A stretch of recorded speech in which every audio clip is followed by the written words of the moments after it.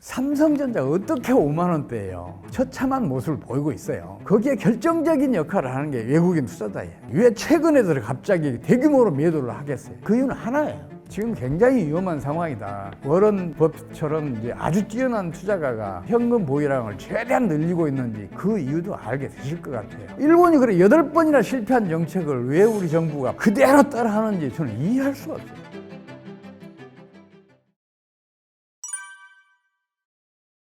저는 21세기 경제학 연구소장이고요. 최근에 경제병약이라는 책을 써서 관심을 받고 이렇게 초대된 것 같습니다. 여러분을 뵙게 돼서 반갑습니다. 먼저 간단하게 말씀을 드리자면 그분의 오랫동안의 투자한 경험 그리고 뛰어난 그 선험적 지혜 이런 것이 작동한 것이 아닌가 싶어요. 제가 주식시장에 관심을 갖기 시작한 게 현재의 경제의 과격이론이 주식시장에서 거의 쓸모없다는 것을 제가 알게 된 뒤였었어요. 주식시장이란 게 현 경제학의 전제조건, 그리고 완벽한 정보, 또 완벽한 경쟁, 그리고 완전 그 균형 이런 전제조건에 가장 근접한 게 주식시장인데 가격 이론으로 주식 투자하는 사람을 저는 본 적이 없어요. 그래서 좀 이건 이상하다. 그래서 이제 주식 대가들이 어떻게 해서 주식시장에서 이렇게 투자에 성공하는지 이걸 좀 살펴보기 시작했어요.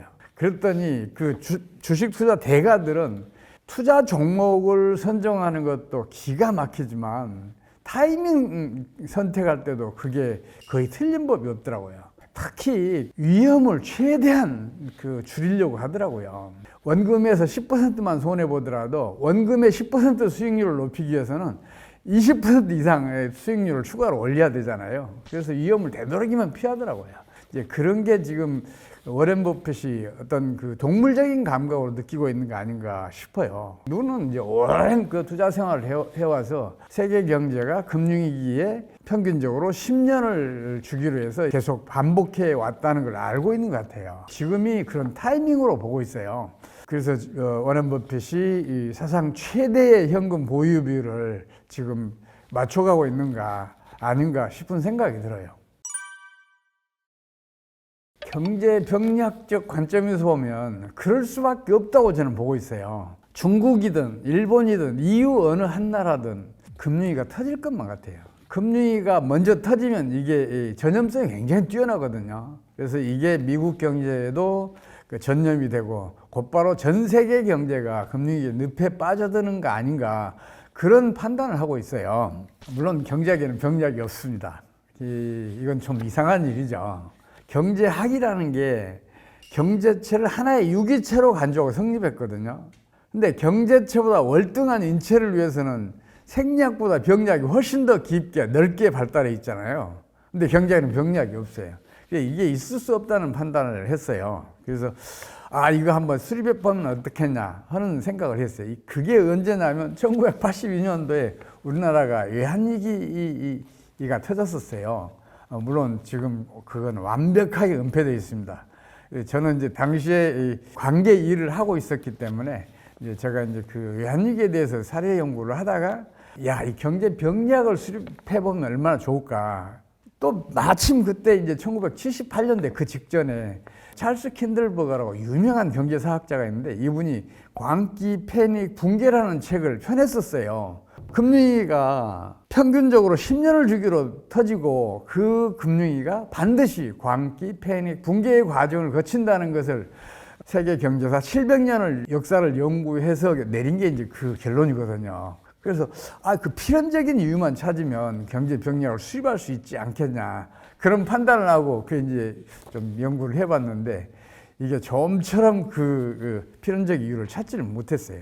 그 이유가 현재의 경제학은 이코노믹 플로우에 해당하는 그러니까 소비형 재화에 대해서만 연구를 집중하고 있어요. 반면에 그 재산형 재화들 스톡이라고 그러죠. 이런 재화에 대해서는 관심을 거의 안 기울여요. 그래서 경제학이 미리 배제한 재산형 재화를 금융위기를 일으키는 원인을 제공한다는 사실을 제가 알 수가 없었죠. 경제학자인 제가 경제학이 배제한 걸 알 수가 없었던 거죠. 그래서 이제 한 20년 가까이 세월이 지난 다음에야 모든 금융위는 제3형제와 특히 부동산이나 주식시장이 붕괴되면서 금융위가 전개된다. 그 사실을 이제 그때서 알게 된 거예요. 그리고 이제 곧바로 이제 다른 경제 원리도 파악하게 된 거죠. 주식이나 부동산이라는 것은 최소한 5, 6년 동안은 소득을 축적을 해야 수요에 가담할 수가 있잖아요. 그러니까 5, 6년 동안은 가격이 안 올라요. 그러다 이제 그 수요가 본격적으로 일어나면 다른 물가는 이미 많이 올라 있으니까 가격이 아주 빠른 속도로 상승하기 시작해요. 그렇게 되면 2, 3년 더 저축해야 수요에 가담할 수 있는 사람들이 큰 빚을 내서 수요에 가담을 하게 되거든요. 이건 이제 미래 수요가 현재 수요로 넘어왔다는 걸 의미하잖아요. 이 미래 수요가 현재 수요와 합쳐지면 수요가 배가 되고 가격은 폭등하죠. 이게 이제 투기 열풍을 불러일으키는데 이게 이제 킨들버그가 얘기하는 광기예요. 광기는 수요의 시간 이동에 의해서 벌어지는 거죠. 근데 이건 지속 가능성이 없어요. 왜냐하면 미래 수요가 현재로 넘어왔으니까 시간이 조금만 흘러도 수요가 사라진 때가 올 거 아니에요. 수요가 공동화되면 그럼 가격은 주춤주춤 떨어지기 시작하고 거래도 이제 감소하기 시작해요. 그러면 큰 빚을 내서 투자에 가담했던 사람들은 이제 패닉 상태에 빠지는 거죠. 이게 패닉이 일어나는 원인이에요. 수요의 공동화가 패닉을 일으키는 필연적인 경제 원리라는 얘기죠.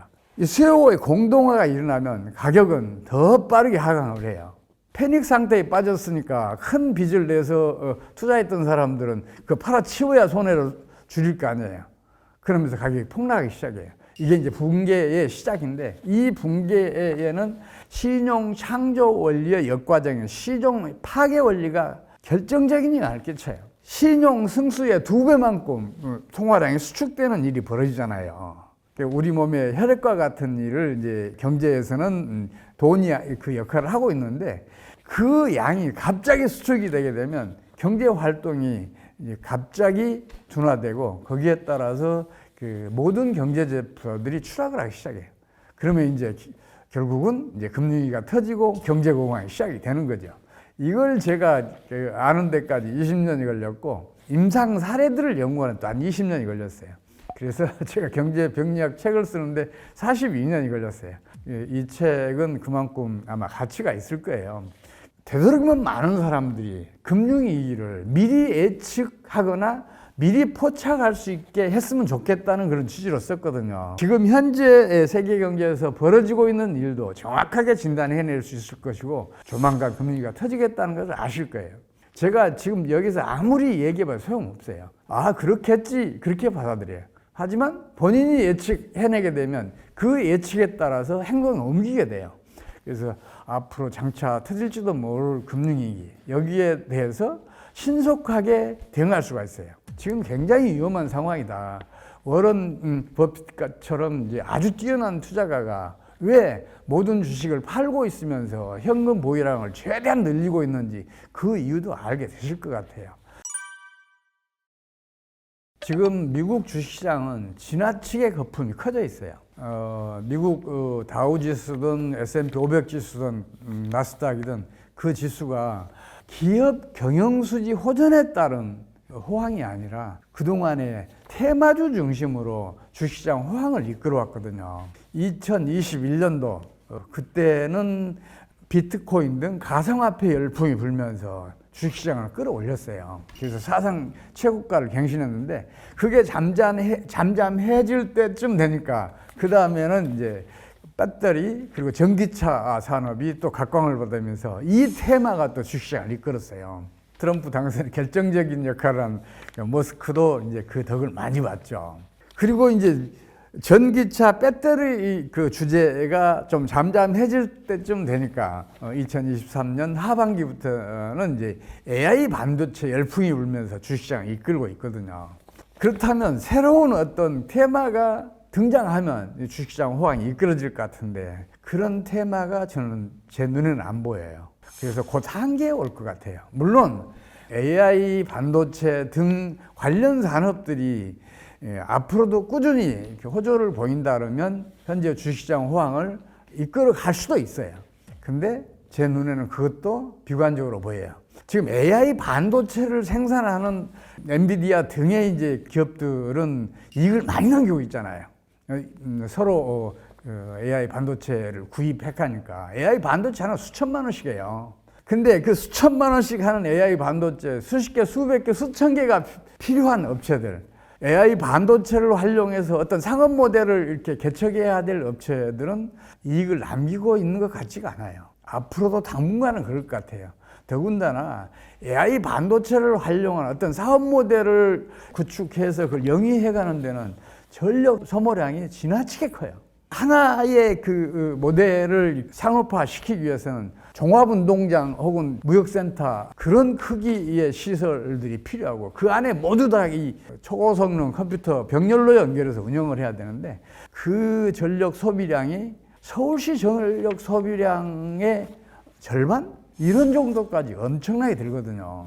그런데 그렇게 전력 소비를 해서 과연 상업적인 모델을 개발해낼 수 있을지 저는 그게 의문이에요. 그러면 결국은 AI 반도체를 활용해서는 상업성을 확보하기 어렵다는 게 조만간 드러나게 되면 AI 반도체를 사가는 사람들도 줄어들고 AI 반도체 생산하는 기업의 경영수지도 뒷걸음치지 않을까 그런 싶은 생각이 들어요. 그래서 지금이 어떤 의미에서는 한계와 있다. 미국 주시장이 더 이상 앞으로 치고 나갈 수 없는 그런 상황이 아닌가 싶어요. 지금 미국 주시장 호황은 미국 내에서 축적된 자본으로 이렇게 그 호황이 이루어지는 게 아니거든요. 미국이 2022년 1사분기, 2사분기 연속 마이너스 성장했을 때 그 당시에 그 미국 연준이 갑자기 빅스텝 자이언트 스텝을 밟잖아요. 0.5% 올렸다 0.75% 올리고 막 반복해서 이 금리를 급격하게 올리는데 여기에 대해서 여러 경제학자들이 그때 당시에 이렇게 가면 미국 경제 파멸 온다는 얘기를 경고를 많이 했었어요. 그럴 수밖에 없죠. 현 경제학은 금리가 올라가면 투자가 줄어들고 또 달러가 강세면 수출이 줄어들어서 경기는 후퇴한다고 가르치고 있어요. 경제학은 그렇게 가르쳐요. 근데 미국 정책 당국은 경제 이론보다는 현실을 훨씬 중요하게 얘기해요.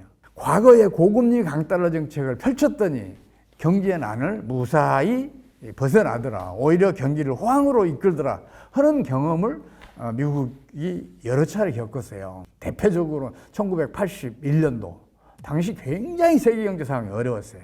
근데 고금리 강달러 정책을 펼쳐서 그걸 벗어나요.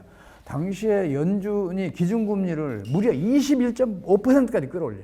지금 생각하면 깜짝 놀랄 만한 그 이자율이잖아요. 거기까지 끌어올렸더니 모든 경제학자들은 큰일 났다 그랬는데 미국 경제는 살아나는 거예요. 그 뒤로 나스닥 시장이 붕괴될 때 있었잖아요. 2000년도에.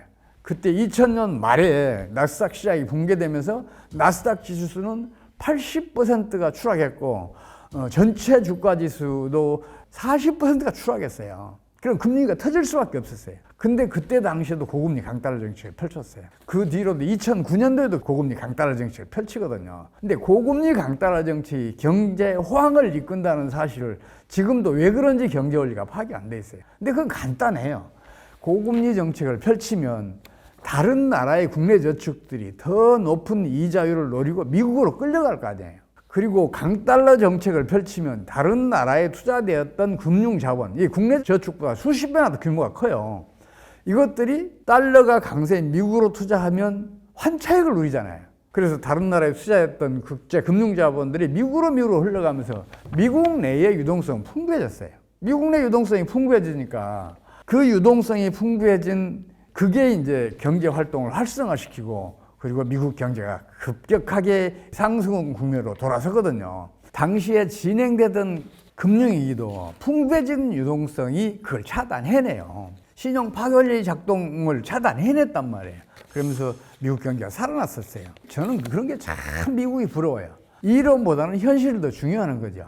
과거에 그런 뛰어난 성과가 있었기 때문에 2022년도에 그 정책을 펼치니까 실제로 미국 경제가 2022년 3분기에 무려 3.1% 성장률로 돌아섰고 4분기에는 2.6% 성장률을 기록해요. 하강하다 갑자기 상승했던 거거든요. 근데 그게 사실은 내 이웃을 거지로 만드는 정책이었어요.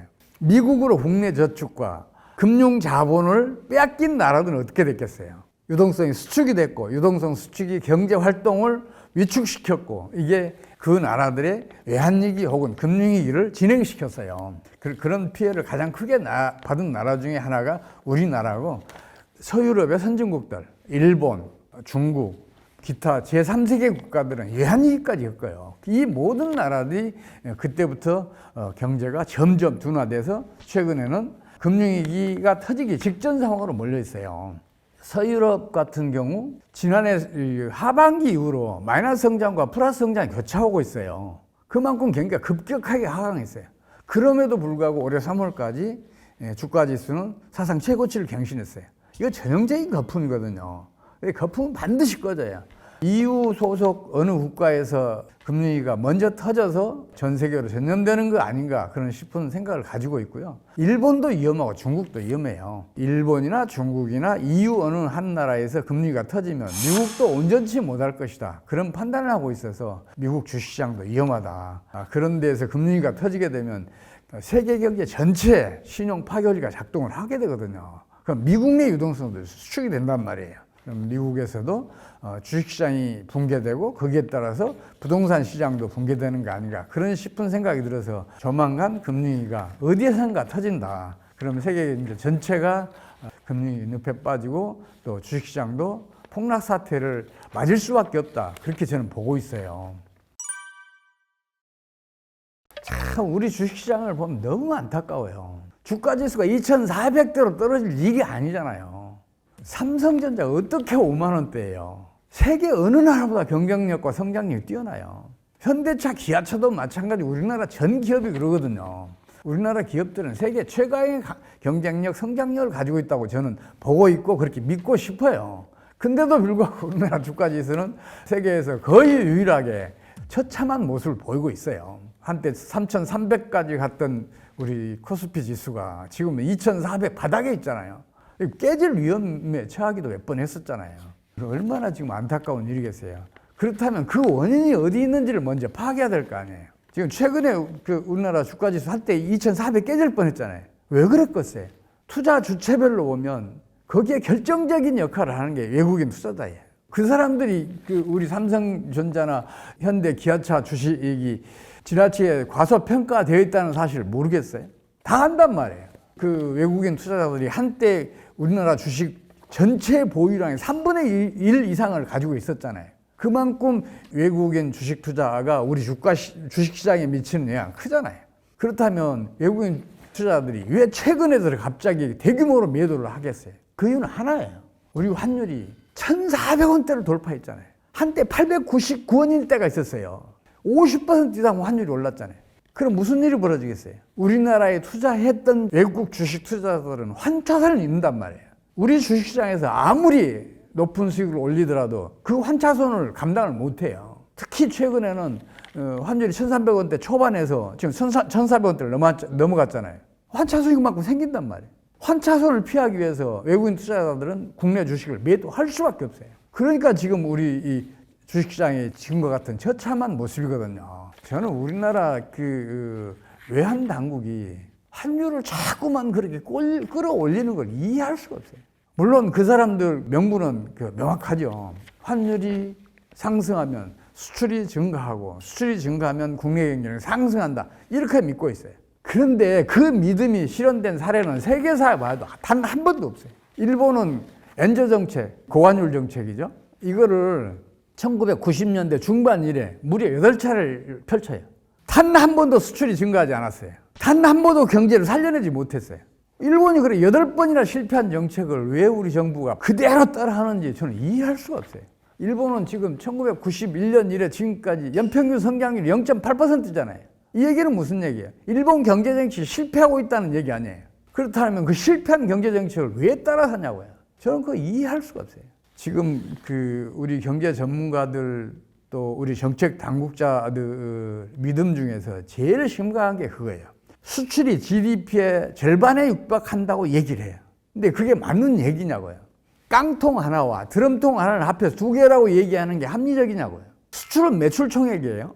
GDP는 부가가치 총액이란 말이에요. 그러면 기준을 일치시켜야 할 거 아니에요. 매출 총액이든 부가가치 총액이든 기준을 일치시키잖아요. 그럼 수출은 GDP의 10% 내외에 불과해요. 나머지는 내수란 말이에요. 내수가 90% 이상이에요. 그렇다면 생각을 해봐요. 내수는 환율이 떨어질 때 확장되겠어요? 환율이 올 때 확장되겠어요? 당연히 환율이 내릴 때 확장될 거 아니에요. 우리나라 주요 자원들 다 수입해 오잖아요. 식량 자원, 공업용 자원 등등 중간재, 소비재, 시설재까지 수입해 오고 있잖아요. 환율이 떨어져야 값싸게 사올 수 있죠. 그래야 더 낮은 가격으로 생산할 수 있고 더 높은 가격으로 팔 수 있고 그러잖아요. 환율이 점진적으로 떨어져야 같은 소득으로 더 많이 소비할 수 있으니까 내수가 확장이 된단 말이에요. 이런 상식적인 면마저 외면하고 있으니까 저는 그 이해할 수가 없어요. 지금 우리나라 주식시장이 처참한 모습을 보이고 있는 가장 결정적인 원인은 우리 정부의 고환율 정책이란 말이에요. 그리고 그 고환율 정책을 밀어붙이는 그 근저에 깔려있는 그 믿음이 다 틀렸단 말이에요. 세계사에서 그런 사례가 없어요. 그 사람들 믿는 대로 간 적이 없어요. 그렇다면 이 이론을 수정해야지 현실을 부정하면 안 되죠. 그 진짜 멍청한 짓이에요. 왜 우리 정부가 그렇게 고환율 정책을 고집하는지 저는 알 수가 없어요. 수출로 애써 벌어들인 소득을 해외로 유출시키면 무슨 일이 벌어지겠냐고요. 당연히 내수는 위축되죠. 거품이 커져 있을수록 꺼지는 건 더 커요. 가장 큰 타격을 입힐 거예요. 공격적인 환율 방어 정책. 공격적인 환율 방어 정책을 펼치니까 우리 지금 환율이 급격하게 오른 거 아니에요. 우리나라는 1998년 이래 지금까지 대규모 경상수지 흑자를 계속 기록하고 있어요. 그 얘기가 무슨 얘기예요? 경상수지가 흑자라는 얘기는 그만큼의 외환이 국내에 들어온다는 얘기 아니에요. 그 외환의 공급이 증가하면 외환의 가격은 떨어지고 우리 원화 가치는 올라가야 되잖아요. 우리 환율은 점진적으로 하락하는 게 정상적이잖아요. 그런데 우리 정부가 그걸 막고 있단 말이에요. 공격적인 환율 방어 정책으로. 더 답답한 거는 환율 방어 정책을 펼치기 위해서 경상수지 흑자를 즉각적으로 해외로 유출시키는 정책을 펼치고 있어요. 이 얘기가 무슨 얘기겠어요? 수출품 국내에서 국내 비용으로 그걸 생산을 했는데 수출로 애써 벌어들인 소득을 즉각 해외로 유출시키면 무슨 일이 벌어지겠냐고요. 당연히 내수는 위축되죠. 제가 이 얘기했더니 정책 당국자가 거기서 반박을 해요. 외환은 빠져나가지만 수출업자는 그 원화로 이미 그걸 결제를 받았다는 거예요. 그러니까 거기에 대해서 그 얘기를 했어요. 이거는 이제 현 경제학이 없는 얘기지만 수차를 이미 돌린 물은 그 지점에서는 운동회를 잃는다. 더 이상 수차를 못 돌린다. 그건 아니야. 이렇게 얘기했어요. 그랬더니 눈을 크게 뜨고 보더라고요. 그 운동에너지 개념을 경제학에 도입해야 되는데 경제학이 그게 없어요. 그러니까 현 경제학을 배운 우리 정책 당국자들은 이제 그렇게 판단할 수밖에 없는데 수출로 벌어들인 돈은 경제 순환 과정에서 얻은 소득이잖아요. 그 운동에너지를 갖추고 있단 말이에요. 근데 그 외환을 한국은행에 발행한 화폐로 그걸 결제를 해주게 되면 그건 한국은행에서 나온 거니까 운동에너지가 없잖아요. 우리가 흐르는 물에 돌을 던지잖아요. 그러면 그 돌이 물과 함께 흘러가기 위해서 흐르는 물에 운동에너지를 빼앗아요. 그러면서 같이 흘러가거든요. 한국은행이 발행한 돈도 마찬가지예요. 그게 발행이 되게 되면 경제 순환 과정에 있는 재화들의 운동에너지를 빼앗아서 같이 돌아요. 이 얘기는 무슨 얘기예요? 간단하잖아요. 다른 재화의 가치가 떨어진다는 얘기 아니에요. 한국은행이 발행한 그 화폐는 경제 성장에 거의 도움이 안 돼요. 그 진짜 멍청한 짓이에요. 왜 우리 정부가 그렇게 고환율 정책을 고집하는지 저는 알 수가 없어요. 그리고 최근에 이제 그 환율이 한때 1,440원까지 오르고 그랬었는데 그거는 이제 어떤 정치적인 면에서 이렇게 볼 수도 있을 거예요. 트럼프가 집권을 해서 정책을 펼치게 되면 트럼프 그 얘기 하잖아요. 강력하게 일본을 비난하잖아요. 고환율 정책 펼친다고, 엔저 정책을 펼친다고. 그러면 이제 우리나라도 그 영향을 받아요. 그러니까 환율을 떨어뜨려 줘야 할 거 아니에요. 좀 입맛을 맞춰줘야 그런 압박을 덜 받을 거 아니에요. 그래서 트럼프 정부가 들어서기 전에 우리 정부가 미리서 끌어올린 거 아닌가 싶어요. 그러니까 실제로 그런 조짐들을 많이 봤어요. 그런 증거도 제가 확보해놓고 그랬는데 미리 끌어올려놓고 선심 쓰듯이 떨어뜨려주면 이제 거기에 대한 압박이 줄어들 거 아니에요. 이제 그런 측면이 있는데 그렇더라도 고환율 정책은 필연적으로 경제난을 초래해요. 세계사에 그런 반대 사례가 없어요. 고환율 정책 펼치면 수출은 반드시 줄어요. 이거 설명하면 기니까 풀코스트 경제원리가 작동한다고만 제가 말씀드릴게요. 이 경상수지가 흑자인 경우에는 반드시 그렇단 말이에요. 물론 경상수지가 적자인 나라에서는 반대 현상이 벌어질 수 있는데 경상수지가 흑자인 경우에는 환율이 오르면 반드시 수출은 줄어요. 국내 경제는 급격하게 하락하고 반대 사례가 없어요. 그래서 지금 우리 정부가 그런 현실을 받아들여서 제발 환율이 점진적으로 하락하는 것을 용납해 줬으면 좋겠다 싶어요. 실제로 우리 역사를 보면 환율이 떨어질 때 수출이 오히려 급격하게 증가했고 경상수지 규모도 더 확장됐던 사례가 있어요. 1980년대 중후반 그리고 2000년대 초중반에 그런 일이 벌어졌어요. 특히 2000년 그 초중반에는 2001년 말 우리 환율이 1326원이었거든요. 2007년 10월에는 899원까지 떨어졌어요. 우리 원화 가치로는 무려 45%가 떨어졌어요. 그런데 수출은 그 기간에 2.5배가 증가해요. 연평균 증가율로 따지면 17%예요. 평상시에 2배, 3배가 증가했단 말이에요. 경상수지 흑자는 급격하게 증가해서 우리 GDP 한때 7.7%가 증가를 해요. 왜 이런 일이 벌어지겠어요? 이거는 수출 현장에 가보지 않아요. 몰라요. 책상머리에 앉아있는 사람이 죽었다 깨나도 이건 몰라요.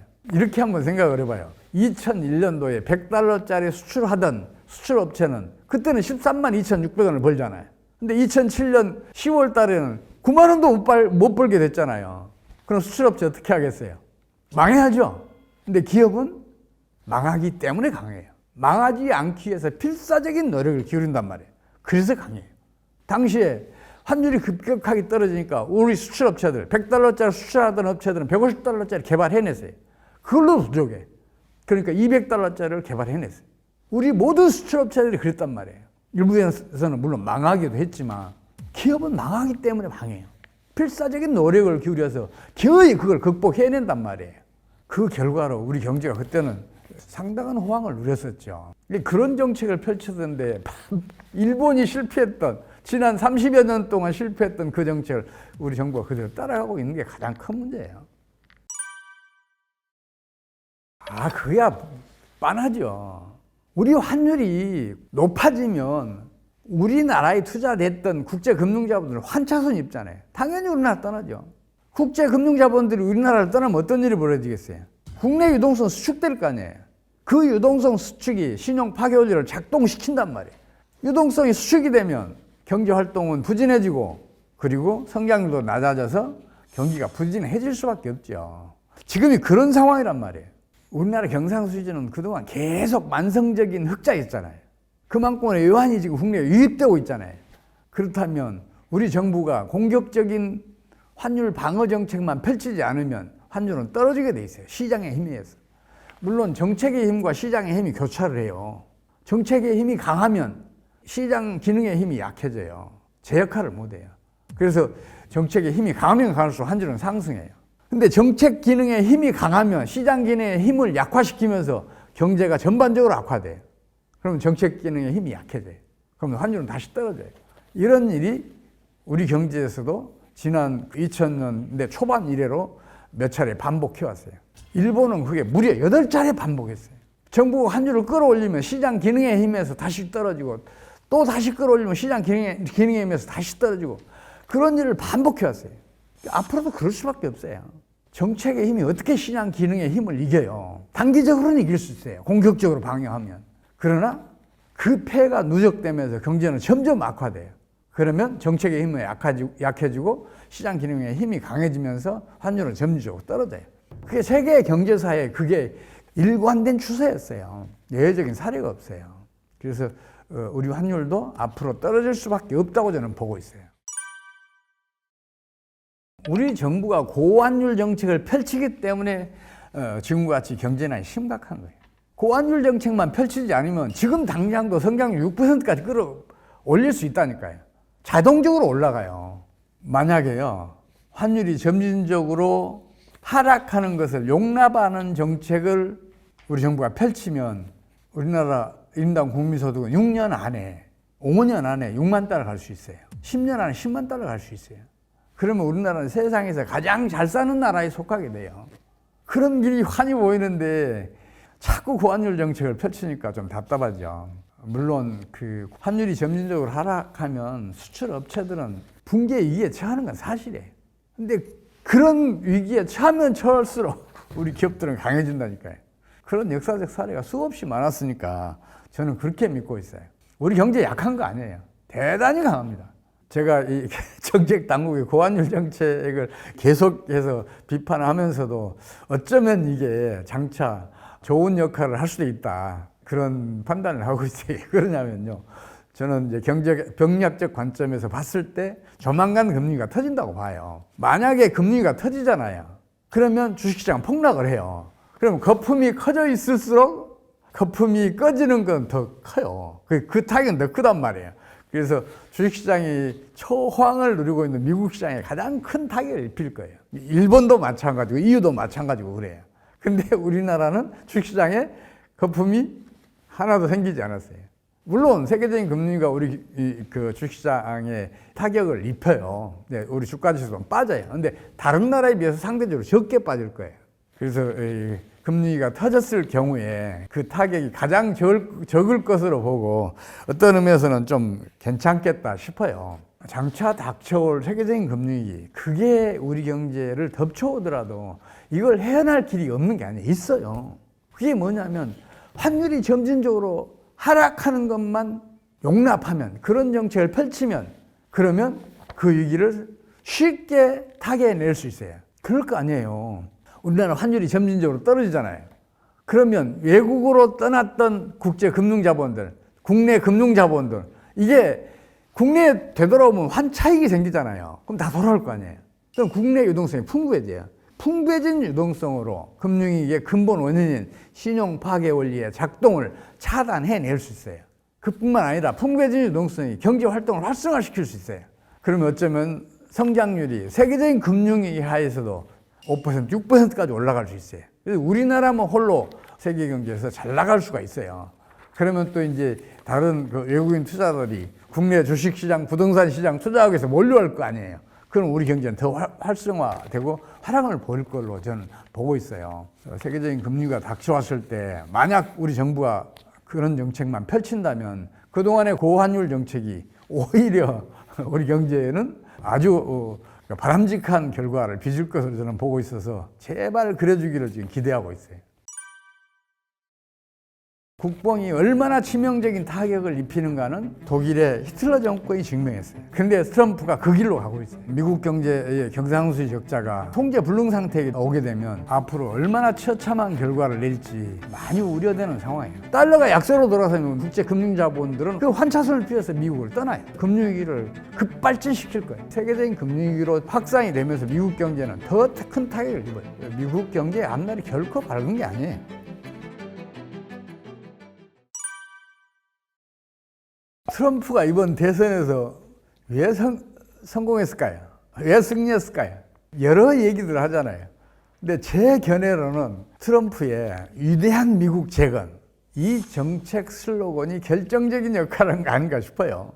위대한 미국을 재건하겠다는데 어떤 국민이 싫어하겠어요? 그러니까 이 트럼프를 지지하는 사람들이 많아져서 승리한 거 아닌가 싶어요. 근데 위대한 미국 재건과 같은 국뽕은 이성을 잠재워요.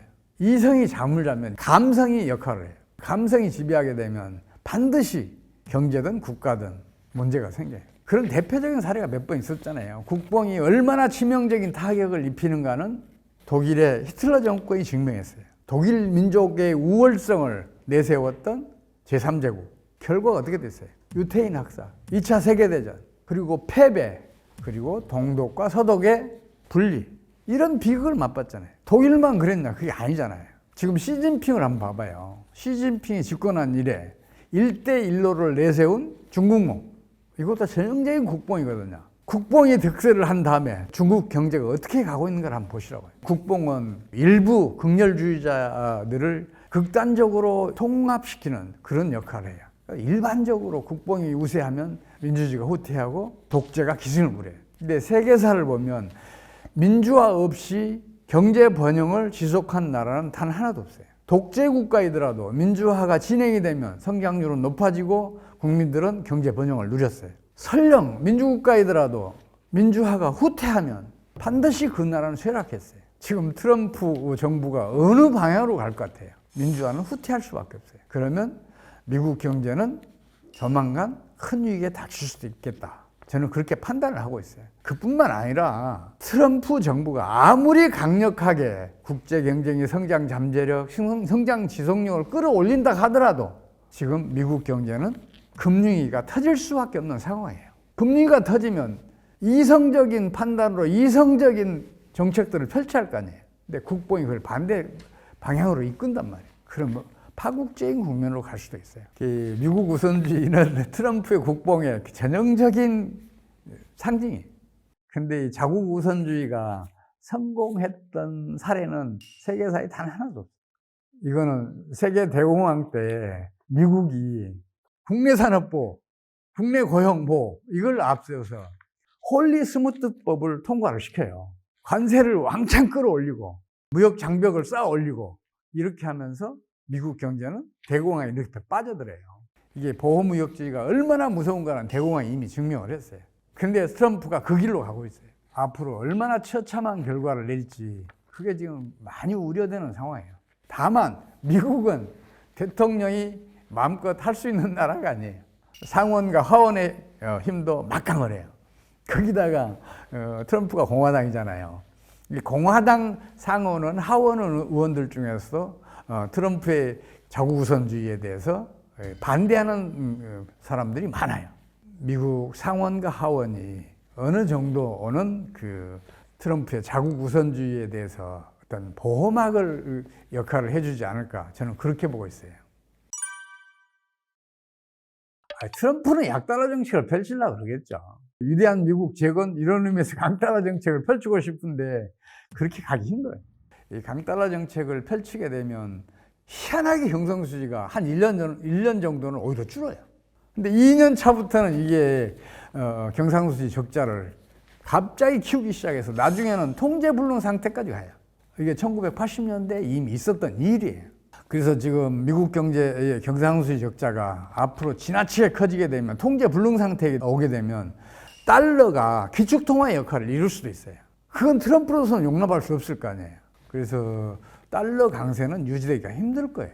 아마 달러가 약세로 돌아설 가능성이 더 높아요. 일본에 대해서 엔저 정책에 대해서 강한 압박을 펼치게 되면 그 반사 작용으로 달러는 약세로 돌아설 거 아니에요. 또 그 영향으로 우리나라도 그 고환율 정책을 펼칠 수 없게 될 거 아니에요.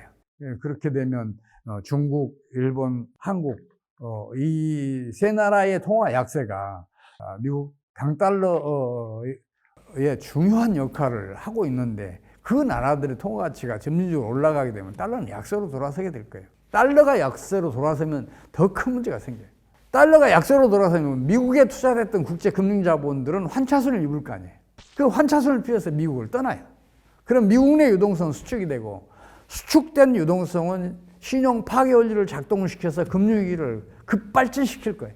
그래서 그렇지 않아도 위험한 미국 경제의 금융위기를 촉발시킬 수밖에 없을 것으로 저는 보고 있어요. 세상이라는 게, 특히 세계 경제라는 게 톱니바퀴처럼 서로 맞물려서 돌아가고 있어요. 근데 어느 한 나라만 잘 나갈 수 있겠어요? 모든 나라가 잘 나갈 때 그 톱니바퀴가 원활하게 돌아간단 말이에요. 미국은 고금리 강달러 정책으로 다른 나라의 국내 저축, 다른 나라에 투자됐던 국제 금융자본들을 미국으로 다 끌어갔잖아요. 그 빼앗긴 나라는 어떻게 됐겠냐고요. 유동성이 수축됐을 거 아니에요. 유동성 수축이 신용 파괴를 작동시켰을 거 아니에요. 그러면 유동성은 더 수축이 되고, 유동성이 수축이 되니까 경제 활동은 둔화되고, 또 일부 국가들은 그 외환위기까지 실제로 겪었잖아요. 다른 나라 경제가 어려워지면 미국 경제도 반드시 그 부메랑을 맞아요. 이거는 1980년대 초에 이미 미국이 겪었어요. 1980년, 81년도에 세계 경제가 참 어려웠어요. 미국의 기준금리가 21.5%까지 올라가서도 그랬지만 중남미 국가들은 하나도 없이 다 외환위기 늪에 빠져들었었고 그 밖에 제3, 4계 국가들도 모두 다 외환위기 늪에 빠졌었어요. 우리나라도 마찬가지였었고. 근데 1982년도에 고금리 강달러 정책을 펼치니까 유일하게 미국만 플러스 성장을 해요. 선진국 중에서. 그게 지속될 줄 알았죠. 근데 1983년도에는 다른 나라들이 다 경제가 회복되고 있는데 미국만 홀로 마이너스 성장을 해요. 어느 한 나라만 잘 살 수 없어요.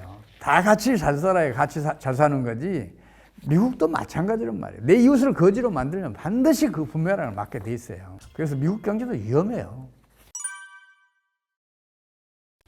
미국 좋죠. 현재까지는 선진국 중에서는 유일하게 경제 호황을 누리고 있어요. 코로나 사태 이후 경제난을 지금까지 대부분의 나라들이 겪고 있어요. 특히 서유럽 경제 심각해요.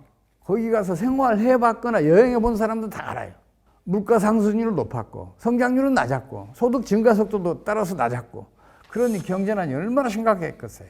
근데 미국만 홀로 경제 호황을 누리고 있어요. 근데 이게 지속되겠냐고요. 다른 나라의 경제난이 금융위기를 일으키잖아요. 금융위기를 일으키는 즉시 이게 다른 나라로 전염이 돼요. 세계적인 금융위기로 이렇게 확산이 되면서 미국 경제는 더 큰 타격을 입어요. 주식시장, 부동산 시장이 그 거품이 지나치게 부풀어 올라 있어요. 그러니까 그 꺼지는 만큼 더 큰 타격을 입게 되죠. 미국 경제의 앞날이 결코 밝은 게 아니에요.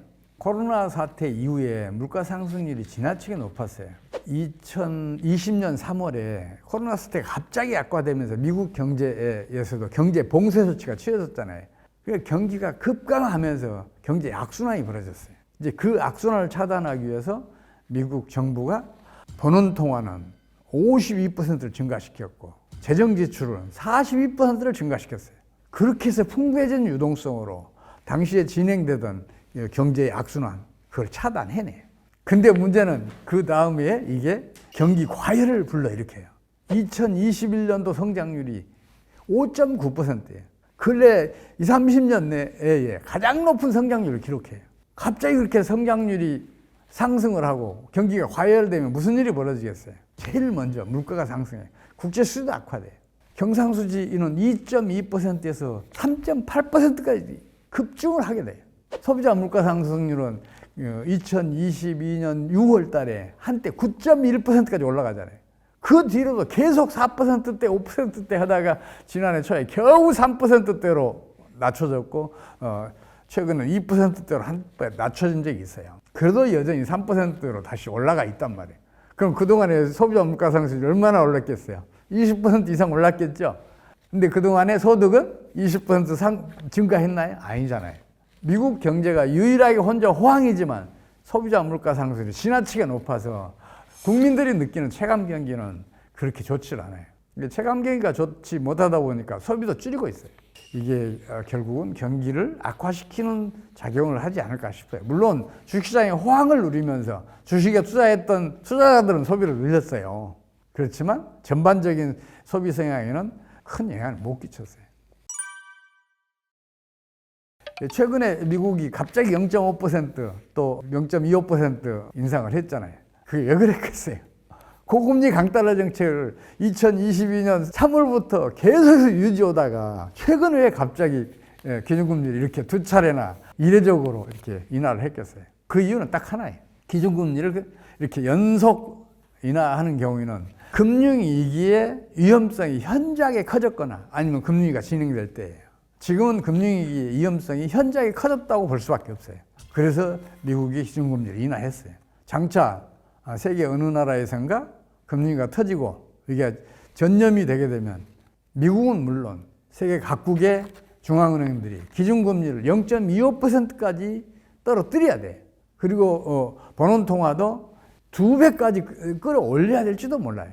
금융위기라는 것은 신용 파괴원리의 작동에 의해서 일어나는 거니까 이 신용 승승만큼 유동성이 축소될 거 아니에요. 그만큼 추가로 유동성을 공급해줘야 신용 파괴원리를 차단해낼 수가 있으니까 번원통화도 그만큼 증가를 시켜야 돼요. 그런 일이 벌어지면 그 다음에는 스태그플레이션이 올 가능성이 굉장히 높아요. 차라리 금융위기가 빨리 터져야 돼요. 그러면 경제의 그 강력한 구조조정이 자동적으로 경제 내에서 일어나게 돼요. 그래서 많은 기업들이 도산하기는 하겠지만 그 과정에서 구조 재조정이 일어나요. 그런 일이 벌어지면 수요가 감퇴하는 것보다 총 공급이 감소하는 속도가 더 빨라져요. 그러면 수요가 우위인 시장이 형성이 돼요. 수요가 우위인 시장이 형성이 되면 아무리 경기가 부진한 상황에서도 기업들의 이익은 증가해요. 수요가 공급에 비해서 더 적으니까 어떤 일이 벌어지겠어요? 소비자들이 생산자한테 먼저 찾아올 거 아니에요. 그러면 생산비에서 차지하는 다른 비용들, 판촉 비용, 수송 비용, 또 광고 비용 등등이 필요 없게 되잖아요. 기업의 이익은 커져요. 그러면서 경제는 살아나요. 우리나라가 외환위기를 세계사에서 가장 성공적으로 극복했던 그 경제원리가 바로 이거예요. 앞으로도 그런 일이 벌어졌으면 좋겠어요. 그래야 국민들의 경제적 고통이 짧은 기간에 해소될 수 있어요. 미국이 기준금리를 혹시라도 홀로 내리면 달러는 금방 약세로 돌아서요. 달러가 약세로 돌아서면 미국에 투자됐던 국제금융자본들은 환차선을 입어요. 그 환차선을 피해서 국제금융자본들이 미국이 이탈하면 미국 내 유동성은 수축이 되고 그리고 그 유동성 수축이 신용 파괴를 작동을 시켜요. 그러면 금융위기가 급발진을 해요.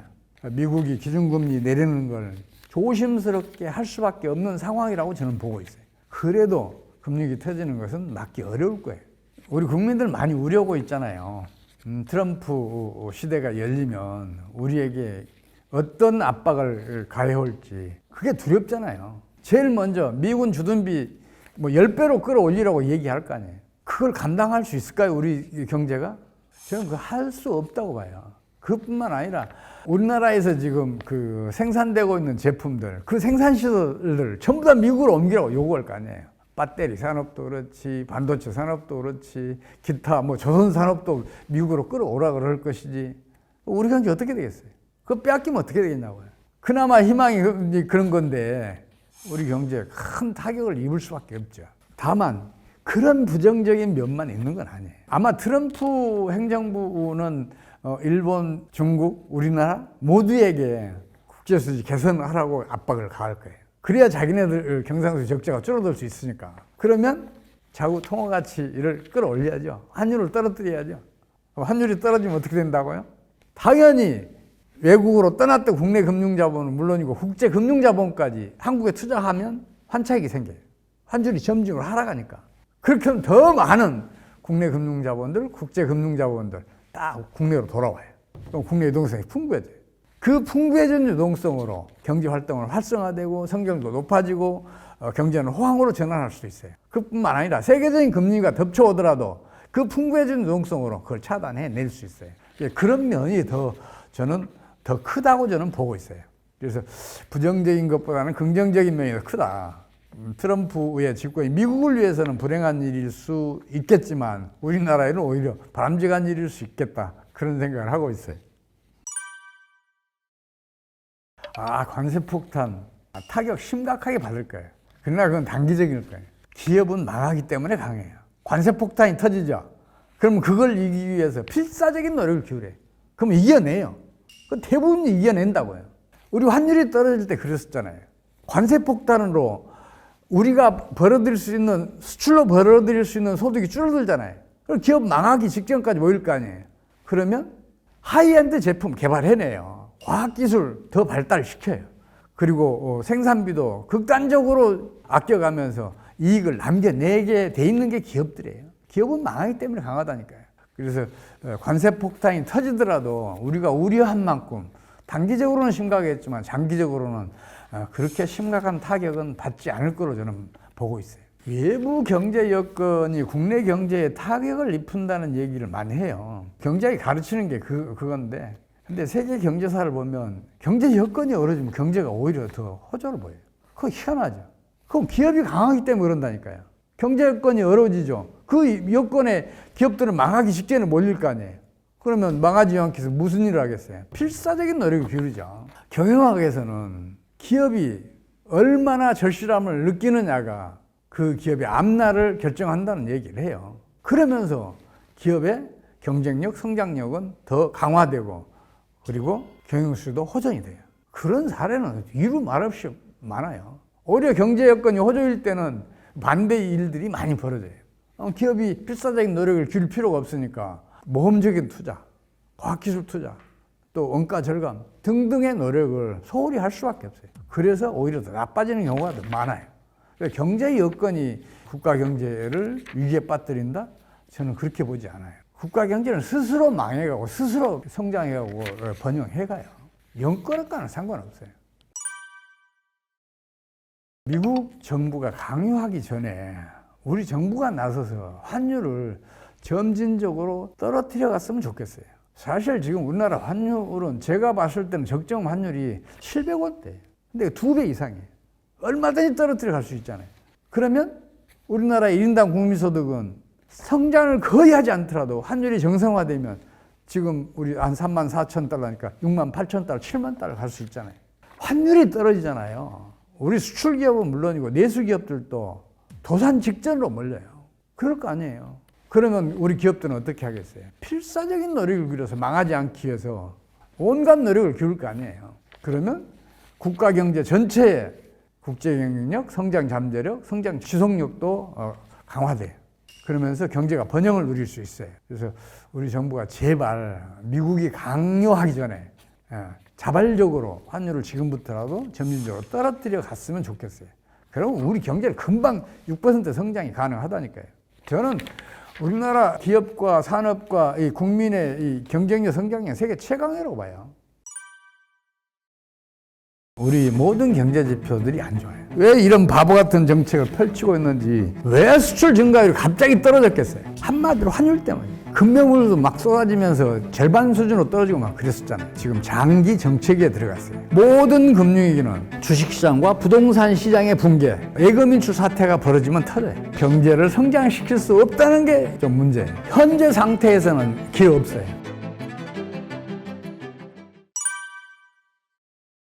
일단 수출은 1분기에 8.1% 증가했어요.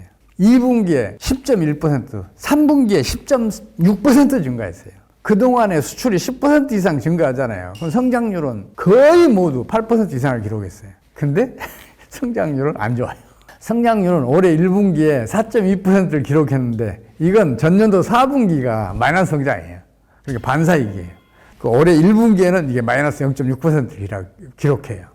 그리고 2분기에는 0.5% 겨우 성장을 해요. 수출이 크게 증가했음에도 불구하고 우리 성장률이 낮은 거는 이것도 고환율 때문이에요. 또 민간 소비는 올해 1분기 2.8, 2분기 마이너스 0.8, 3분기 2.0%를 기록했는데 한마디로 수출을 제외하고는 우리 모든 경제 지표들이 안 좋아요.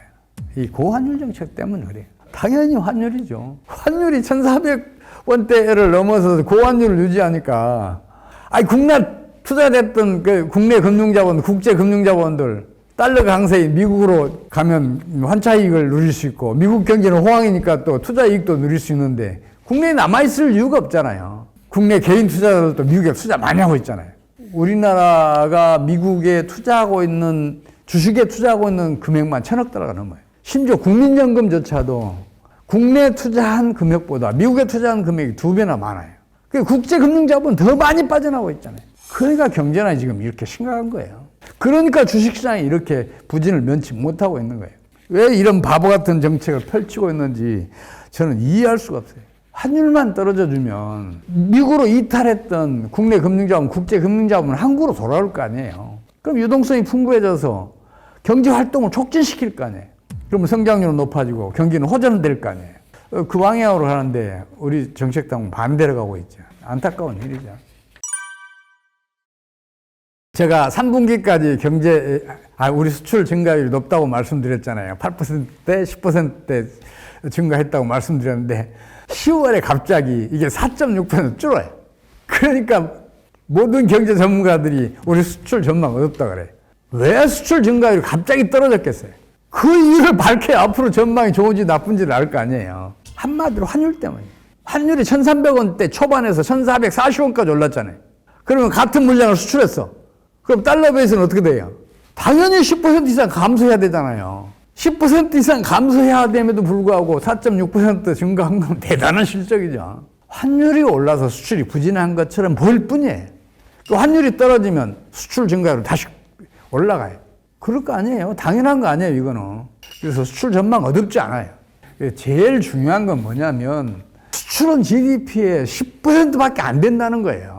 그러니까 수출이 크게 증가해도 성장률이 크게 올라가질 않아요. 수출이 증가할 때 내수가 유지만 해줘도 성장률이 올라가요. 그런데 환율이 고환율을 유지하고 있으니까 내수는 계속해서 부진해지잖아요. 그러니까 수출이 증가해도 내수는 부진한 거예요. 내수가 GDP의 90%를 차지하는데 수출이 아무리 증가해봐요. 내수가 증가하지 못하면 성장률은 떨어져요. 지금 우리 경제의 가장 큰 문제는 고환율이란 말이에요. 환율이 높으면 수출량이 증가할 것 같죠? 천만의 말씀이에요. 수출기업 현장에 가보면 그게 천만의 말씀이야. 금방 알아요. 책상머리에 앉아있는 사람들만 그 얘기를 해요. 환율이 올라서 우리 그 수출기업들이 이익 많아지잖아요. 그러면 수입업체들, 해외 수입업체들 수출 기업에게 뭘 요구하겠어요? 좀 더 깎아달라는 얘기할 거 아니에요. 그럼 당연히 깎아줘요. 아니, 자발적으로 수출 가격을 깎아요. 수출 가격을 깎으면 수출 규모가 증가할 거 아니에요. 수출 규모를 증가시켜서 깎아준다니까요. 그러니까 환율이 올라가면 수출은 반드시 줄어요. 삼성전자가 환율 때문에 타격을 입을 것이라 저는 그렇게 보지 않아요. 현재 상태에서는 기회 없어요.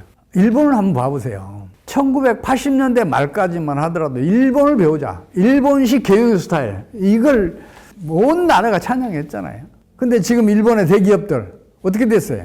과거에 세계 모든 기업들을 놀라게 했던, 과연 일본을 따라잡을 수 있는가 우려했던 일본 대기업들 전부 다 지금 어떤 상태냐고요.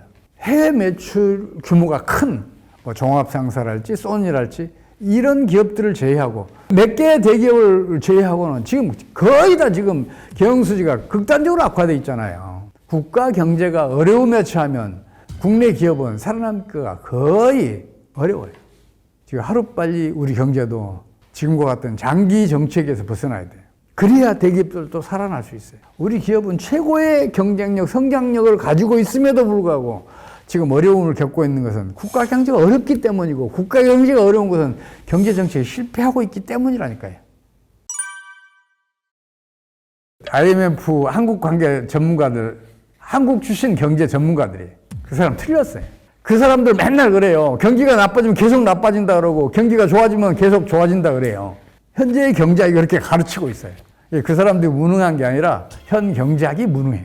그 사람들이 사용하는 그 소위 말해서 경제 이론 모델이든 아니면 그 실용적인 모델이든 지금까지 성장률 전망 정확하게 해본 적이 한 번도 없어요.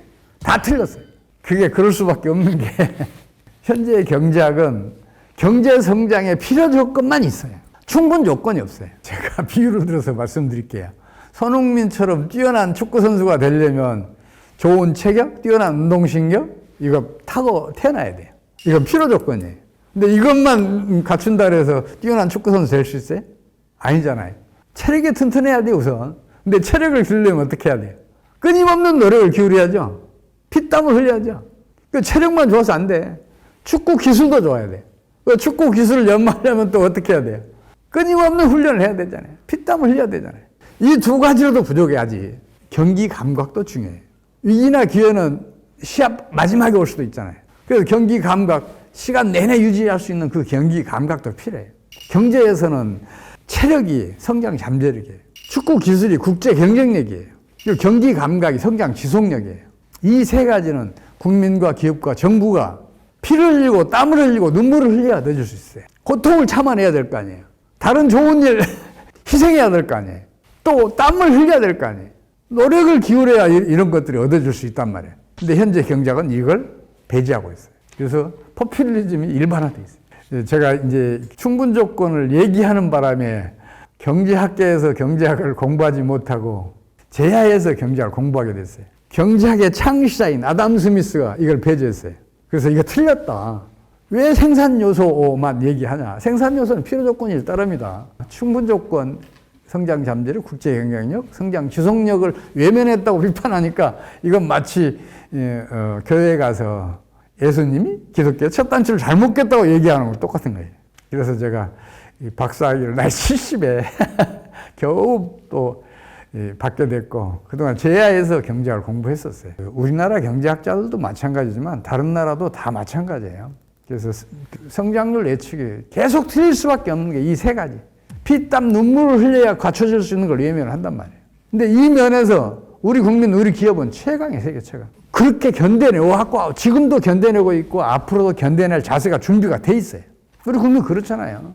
그래서 제가 우리 국민은 세계 최강이라고 얘기하는 거고 우리 기업이 세계 최강이라고 얘기하는 거예요.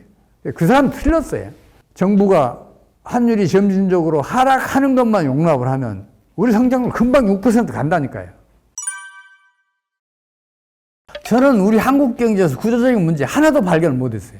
저출산, 고령화, 가계부채 이건 이유가 아니에요. 장애물이라는 게 넘으라고 있는 거지 그 앞에 좌절을 하고 있는 게 아니잖아요. 장애물이 주어지면 그거 넘어서야죠. 넘어설 역량을 우리 가지고 있잖아요. 구조적인 문제 없어요. 우리 경제가 얼마나 뛰어난 성장 잠재력, 국제 경쟁력, 성장 지속력을 가지고 있는가는 우리 한류만 봐도 알 수 있어요. 문화라는 것은 선진국에서 후진국으로 잘 사는 나라에서 못 사는 나라로 흘러가는 게 정상이에요. 그럴 거 아니에요. 잘 사는 나라가 부러우니까 그 문화도 받아들일 거 아니에요. 우리가 과거에 그랬듯이. 근데 우리 한류는 우리나라보다 더 잘 사는 나라로 지금 역류하고 있어요. 역류의 힘은 정상적인 흐름보다 2배, 3배의 힘이 없으면 안 일어나요. 우리 엔터업계, 우리 연예인들, 기타 우리 그 한류 산업과 관계된 사람들, 기업들의 경쟁력과 성장력은 세계 평균보다 2배, 3배 이상 커야 그 역류가 일어난다니까요. 또 우리 한류 덕을 보고 있는 사람도 많잖아요. 우리 일반 산업도 세계 최강의 경쟁력, 성장력을 가지고 있어요. 대표적으로 제가 2가지만 말씀드릴게요. 우리 무기 사람 요새 각광받고 있잖아요. K2 전차, K9 자주포, 뭐 등등, K50 뭐 전투기 수출 잘 되고 있잖아요. 근데 이 무기 산업은 초고도 정밀 산업이에요. 여기에다 최고의 반도체 산업이 뒷받침해줘야 돼요.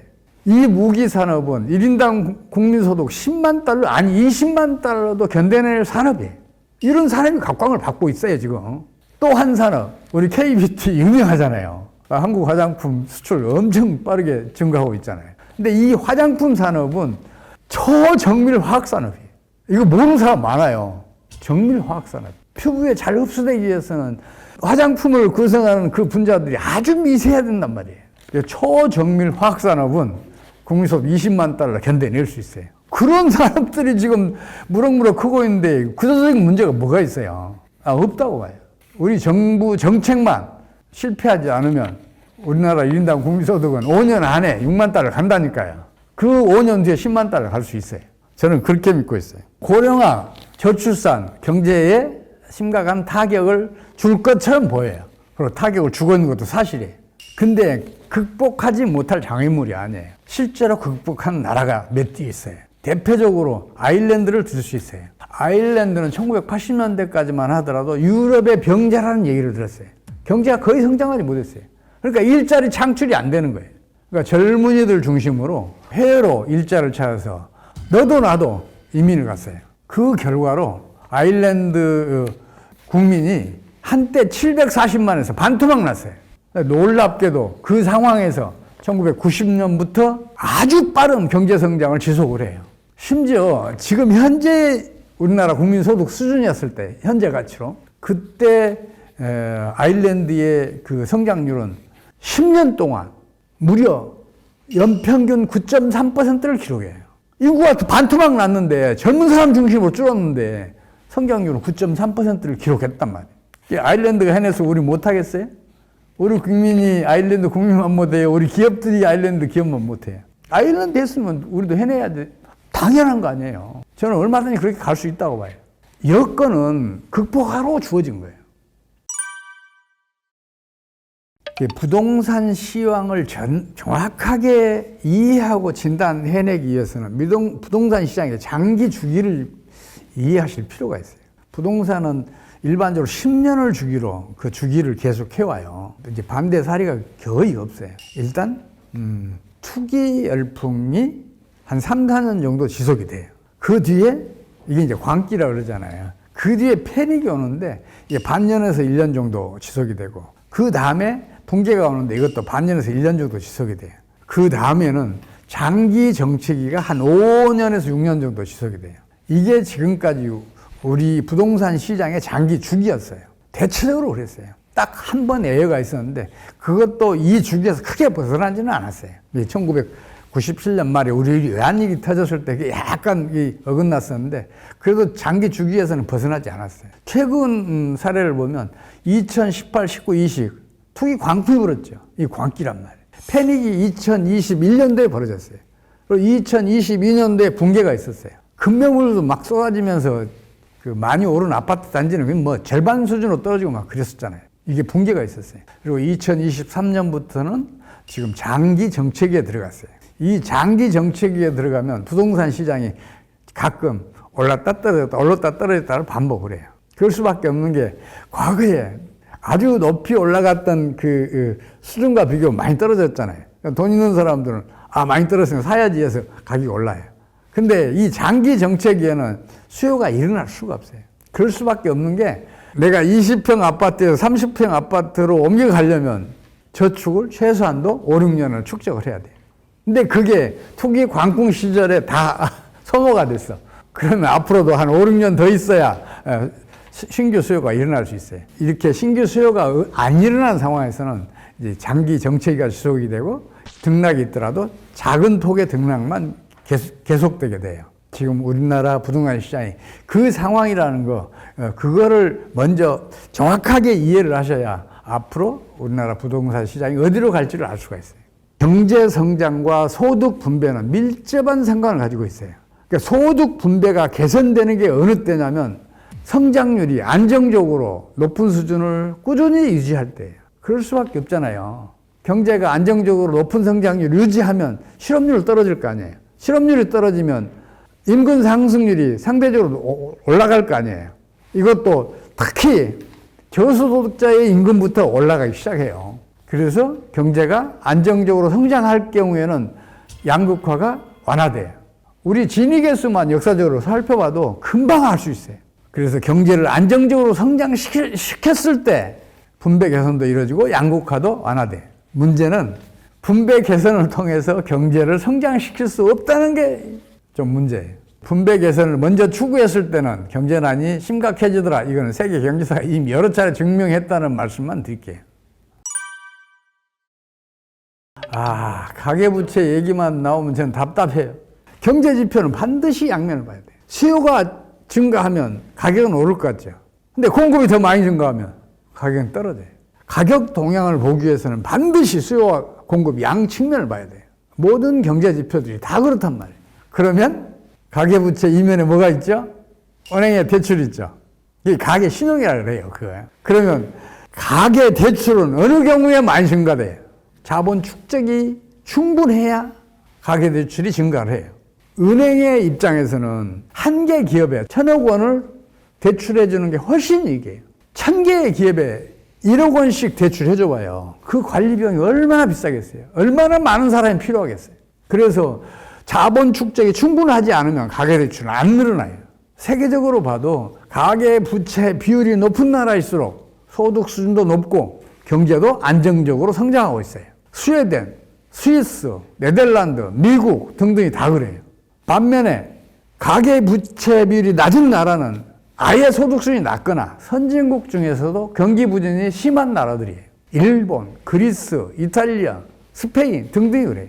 그럼 생각을 해봐요. 가계부채 비율이 높은 게 좋아요? 낮은 게 좋아요? 당연히 가계부채 비율이 높은 게 좋죠.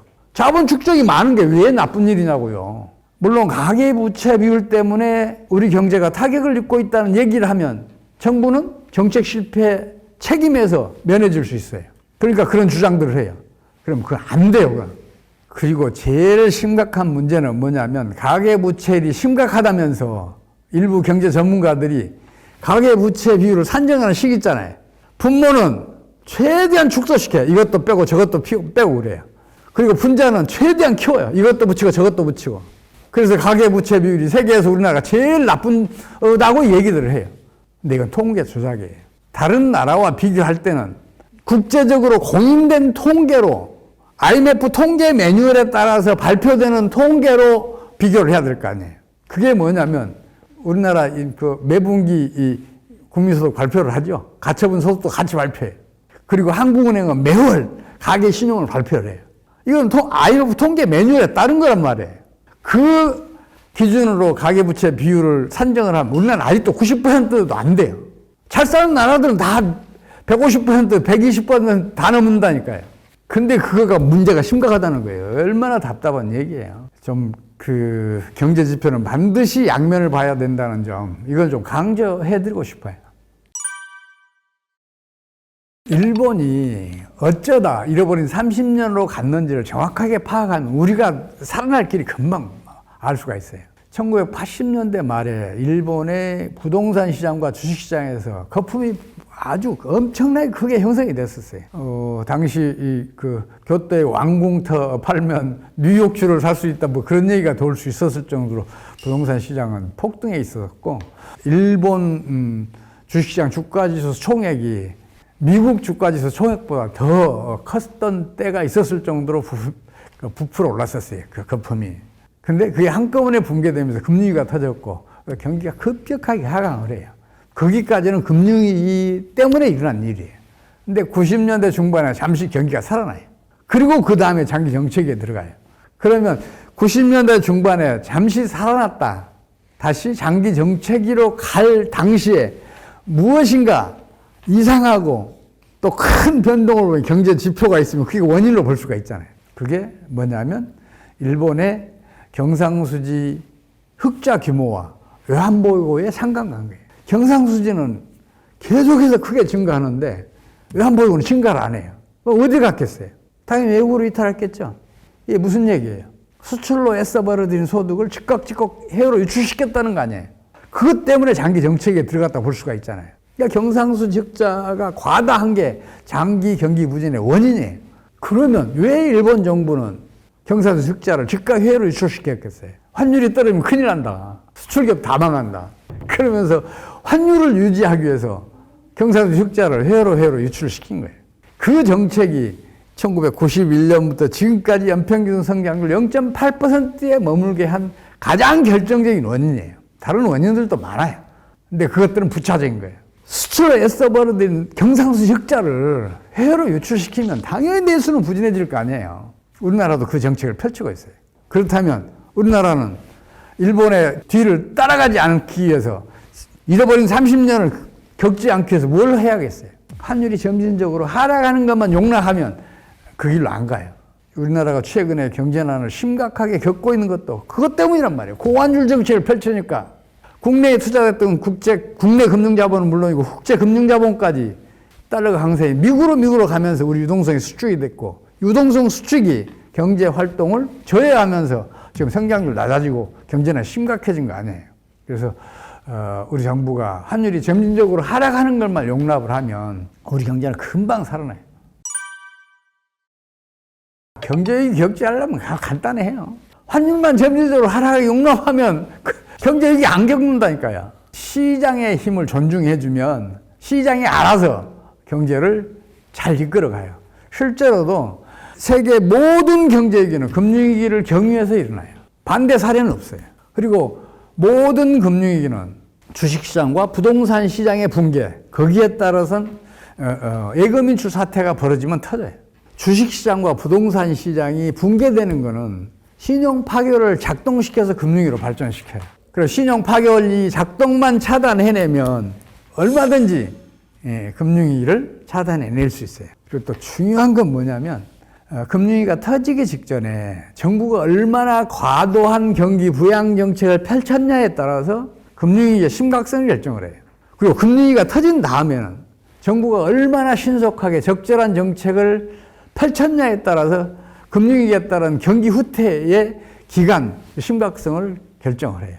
정부의 정책이 가장 중요한 역할을 한다는 얘기죠. 지금 현재 우리나라 경제 상황에서는 우리 정부가 환율이 점진적으로 하락하는 것을 용납하는 정책을 펼치면 금융위기가 터지더라도 막아낼 수 있고 경기도 호전시킬 수 있어요. 환율이 점진적으로 하락하면 국내에 투자하면 환차익이 생기잖아요.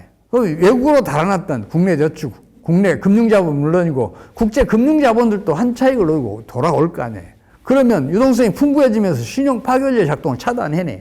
경제위기가 안 터져요. 터지더라도 그걸 최소화시킬 수 있어요. 우리 경상수지 여전히 흑자잖아요. 그만큼의 외환이 국내로 들어오고 있잖아요. 그러면 외환의 가격은 떨어지고 원화 가치는 올라가야 되잖아요. 이거 우리 정부가 막고 있어요. 경상수지 흑자를 즉각 해외 투자로 유출시키면서 환율을 높게 유지하기 위해서 온갖 노력을 기울이고 있어요. 정부의 자금 좀 풍부한 데는 모두 다 해외 투자로 유도하고 있어요. 그러니까 국민연금도 국내 주식 투자보다 미국 주식 투자 2배나 더 많아요. 근데 만약에 미국에서 금융위기가 터져봐요. 어떤 일이 벌어지겠는지. 미국 주가지수가 반토막 나봐요. 정부가 권유해서 해외 투자했던 국민연금을 비롯한 이 각 공공기관들, 그리고 우리 은행 등 금융기관들, 또 개인 투자자들 어떤 타격을 받겠는지 한번 생각을 해보시라고요. 그렇다 해서 환율 방어 정책이 필요 없다는 얘기는 아니에요. 공격적으로만 하지 말라는 얘기예요. 점진적으로 하락할 수 있도록 수비적으로 방어만 해주면 우리 경제는 금방 살아나고 국내 유동성 부족 문제도 금방 해소가 되고 주시장 부진 이것도 금방 호전될 거로 저는 보고 있어요. 제가 또 이 불려와서 이렇게 영광스러운 자리를 갖게 됐습니다. 참 영광스럽습니다. 감사합니다.